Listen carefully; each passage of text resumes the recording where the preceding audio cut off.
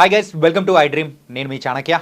So present అయితే investment ప్లాన్స్లో అయితే SIP అని వింటుంటాము, ఎస్టీపీ అని వింటుంటాము, లంసమ్ అని వింటుంటాము. అసలు ఈ 3 డిఫరెంట్ టైప్స్ అసలు ఏంటివి? అసలు వీటి గురించి నార్మల్గా ఇన్వెస్ట్ చేయాలి అనుకున్న వాళ్ళు ఏ ప్లాన్లో ఇన్వెస్ట్ చేస్తే మంచిది? వీటన్నిటి గురించి మనకు పిక్చర్ క్లారిటీ ఇవ్వడానికి ఇక్కడైతే మనకు యాంఫీ అండ్ ఐఆర్డి రిజిస్టర్డ్ మరి పర్సనల్ ఫైనాన్షియల్ ఎక్స్పర్ట్ విజయ్ కర్ణం గారు ఉన్నారు. మరి ఆయన అడిగి తెలుసుకుందాం. Hi sir. హలో అండి. Hi Chanakya. Hi sir. Sir ఏంటంటే ఎస్టీపీ అంటారు, ఎస్ఐపి అంటారు అండ్ లంసమ్ అంటారు. ఈ డిఫరెంట్ ప్లాన్స్ అనేది ఉంటాయి. అసలు ఎక్కడ మనం ఇన్వెస్ట్ చేస్తే బాగుంటుంది? అసలు ఇవంటే ఏంటి అసలు? షూర్ అండి. ఫస్ట్ మనం వీటిని ఏంటంటే ఇవి just of mode of sending money in to the mutual funds అనమాట. ఓకే. ఫర్ సపోజ్ మీరు మంత్లీ ఒక ఎక్స్ అమౌంట్ ఒక 500 రూపీస్ కానీ 5000 రూపీస్ కానీ పంపించాలి అంటే అది దాన్ని ఎస్ఐపి అంటాం. ఎస్ఐపి అంటే మనకి ఎవ్రీ మంత్ పర్టికులర్ డేట్లో పర్టికులర్ అమౌంట్ ఈ బ్యాంక్ అకౌంట్ నుంచి ఈ ఫండ్కి వెళ్ళాలి అని మనం బ్యాంక్కి మ్యూచువల్ ఫండ్కి పర్మిషన్ ఇస్తాం. దాన్ని ఓటీఎం అంటాం, వన్ టైం మ్యాండేట్ చేస్తాము.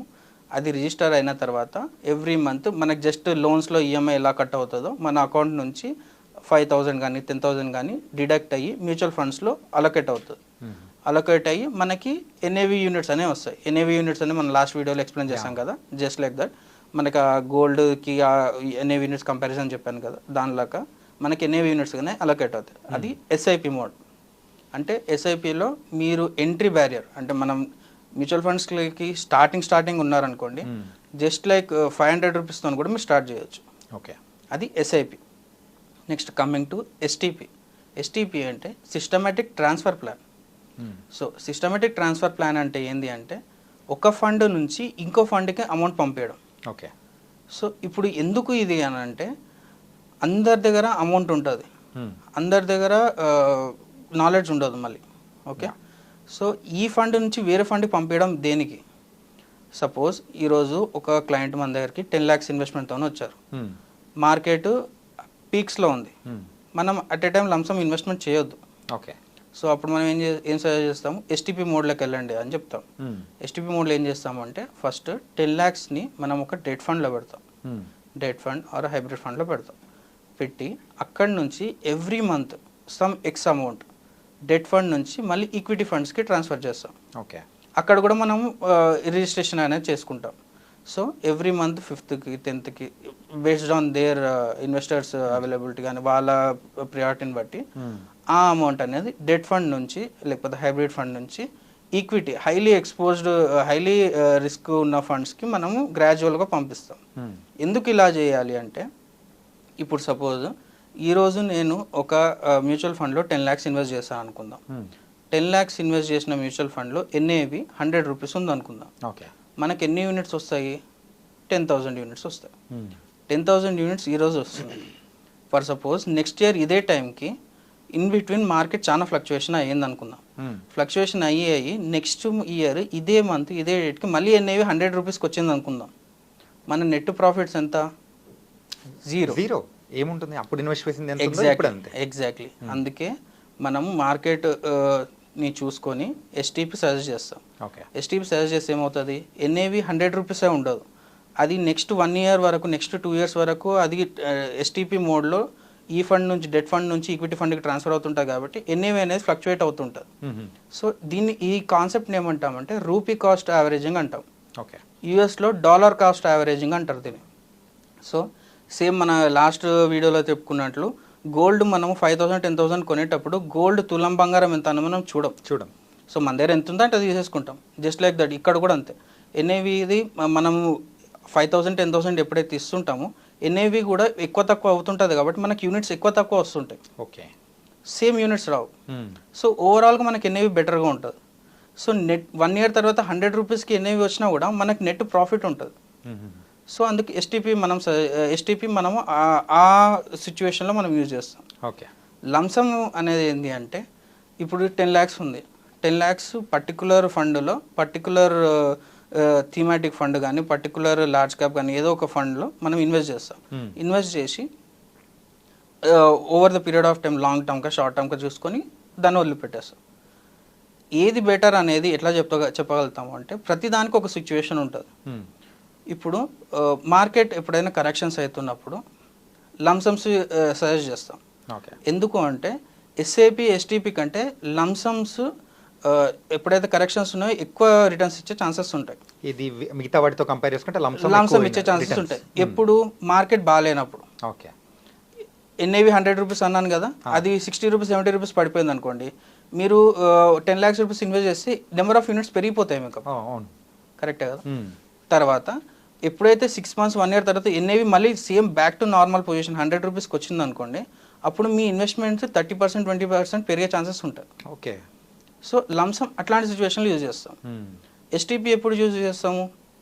Over the period of time market నార్మల్గా ఉన్నా కూడా, మార్కెట్ ఏ డౌన్ఫాల్ లేకపోయినా కానీ మన రిస్క్ని మొత్తం డైవర్సిఫై చేసుకోవడానికి అప్పుడు ఎస్టీపీ యూజ్ చేస్తాం.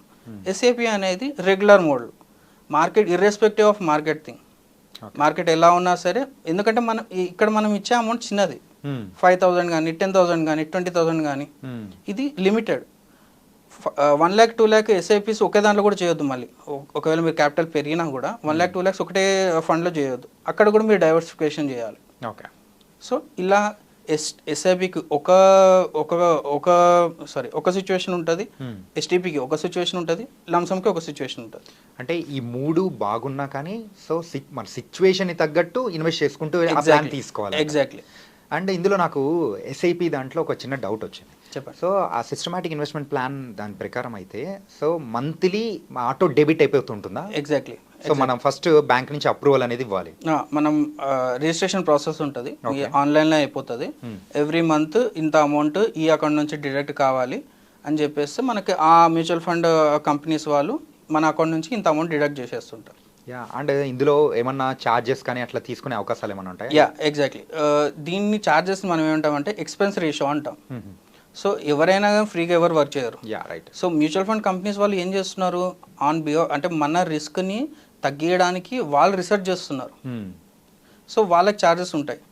ఎంత ఉంటాయంటే 0.5% నుంచి 2% వరకు కూడా ఉండే ఫండ్స్ ఉంటాయి.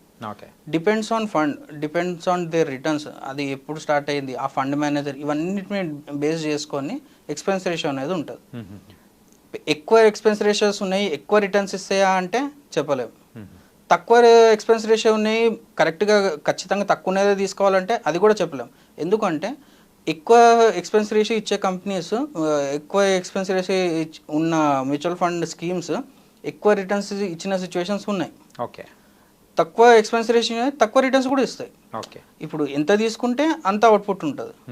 సో డెట్ ఫండ్స్లో తక్కువ ఉంటుంది, ఎక్స్పెన్స్ రేషియో ఆబ్వియస్గా తక్కువ ఉంటుంది, 0.2% 0.5% ఉంటుంది డెట్ ఫండ్స్లో. రైట్. మీకు రిటర్న్స్ కూడా 8% 9% ఉంటాయి. ఎందుకంటే మీకు రిస్క్ కూడా తక్కువ ఉంది అక్కడ. ఓకే. ఫండ్ మేనేజర్కి వర్క్ లేదు అక్కడ, అంటే ఐ మీన్ ఉంది కానీ తక్కువ లిమిటెడ్ ఉంది, రీసెర్చ్ కానీ అదంతా కానీ తక్కువ ఉంటుంది. ఇప్పుడు యాక్టివ్లీ మేనేజ్ ఫండ్స్ అంటాం. ఇక్కడ 2 కేటగిరీస్ వస్తాయి, actively manage funds, passively manage funds అంటారు. ప్యాసివ్లీ మేనేజ్ ఫండ్స్ ఏంటి అంటే ఇండెక్స్ ఫండ్స్ అంటాం. ఇది పెద్ద అంటే ఇంకా డీటెయిల్గా వెళ్తే మనకి ఇండెక్స్ బేస్డ్ ఫండ్స్ కూడా ఉంటాయి. అక్కడ మీకు ఎక్స్పెన్స్ రేషియోస్ చాలా తక్కువ ఉంటాయి.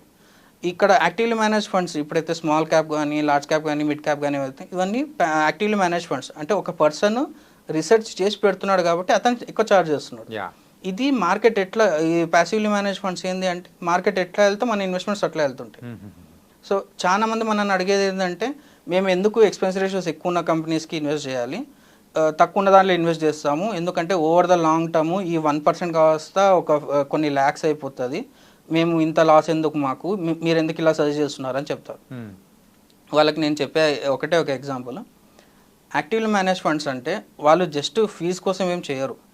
వాళ్ళు ఎందుకు తీసుకుంటున్నారంటే మార్కెట్ ఇన్ కేస్ కరెక్షన్ వచ్చింది అనుకుందాం, 10% ఇండెక్స్లో తక్కువ వచ్చింది, 5% ఇండెక్స్లో డౌన్ఫాల్ వచ్చింది, కోవిడ్ లాంటి సిచ్యువేషన్లో కానీ వేరే ఏ సిచ్యువేషన్లో కానీ కరెక్షన్ వచ్చింది అనుకుందాం, మీ పోర్ట్ఫోలియో అంతే షార్ప్గా డౌన్ఫాల్ కాదు.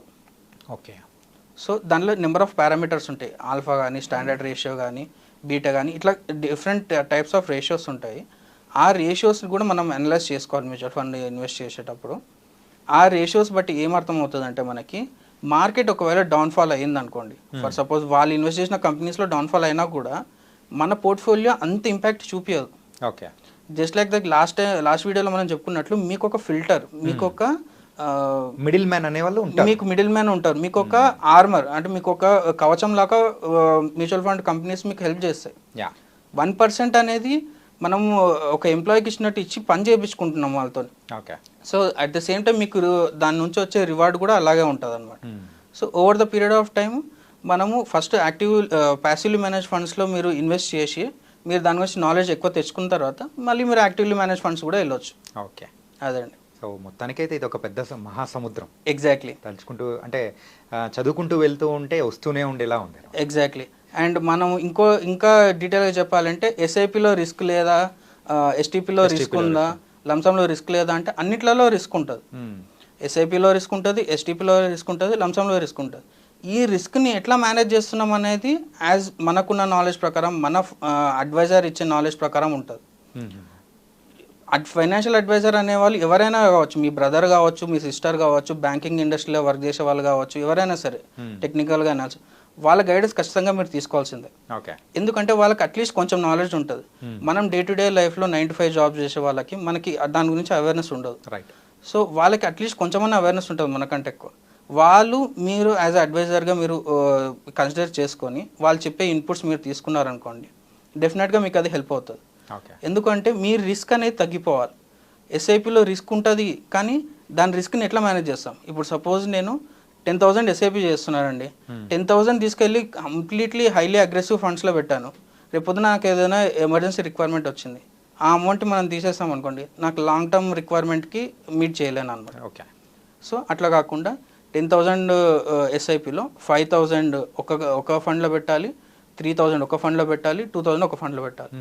5,000 ఏమో లాంగ్ టర్మ్కి పెట్టుకోండి. ఫర్ సపోజ్ యంగ్స్టర్స్ ఉన్నారనుకోండి, 5,000 స్మాల్ క్యాప్ కంపెనీస్లో పెట్టుకోవాలి, 3,000 హైబ్రిడ్లో పెట్టుకోవాలి, 2,000 డెట్ ఫండ్లో పెట్టుకోవాలి.